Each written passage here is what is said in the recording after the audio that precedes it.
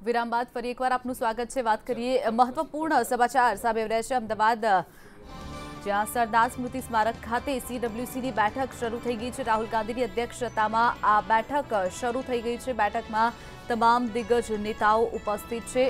બેઠકમાં સોનિયા અને પ્રિયંકા ગાંધી પણ ઉપસ્થિત છે। પૂર્વ વડાપ્રધાન મનમોહન સિંહ પણ ઉપસ્થિત છે। બેઠકમાં રાજનીતિના મહત્વના ઠરાવ કરવામાં આવશે। રાહુલ ગાંધીની અધ્યક્ષતામાં આ બેઠક શરૂ થઈ છે। ઉલ્લેખનીય છે કે રાહુલ ગાંધીની અધ્યક્ષતામાં સીડબ્લ્યુસીની આ બીજી બેઠક યોજાઈ છે। ગુજરાતમાં 58 વર્ષ બાદ કોંગ્રેસ વર્કિંગ કમિટીની બેઠક યોજાઈ છે। અહેમદ પટેલ, એકે એટર્ની, અશોક ગેહલોત, તરુણ ગોગોઈ, હરીશ રાવત, અંબિકા સોની પણ ઉપસ્થિત છે। તમામે તમામ કોંગ્રેસના દિગ્ગજ નેતાઓ અહીં આવી પહોંચ્યા છે। 52થી પણ વધુ કોંગ્રેસના દિગ્ગજ નેતાઓ આ બેઠકમાં ભાગ લેવા માટે આવી પહોંચ્યા છે।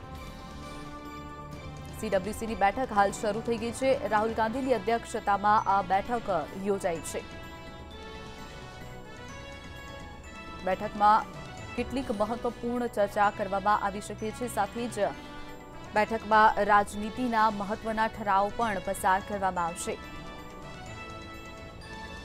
મનમોહન સિંહ સહિતના દિગ્ગજ નેતાઓ પણ અહીં ઉપસ્થિત છે।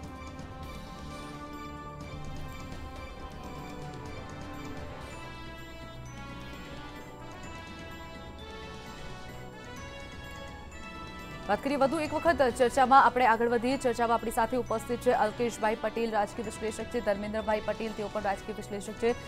ચર્ચામાં આગળ વાત કરીએ તો ધર્મેન્દ્રભાઈ, આપને પૂછ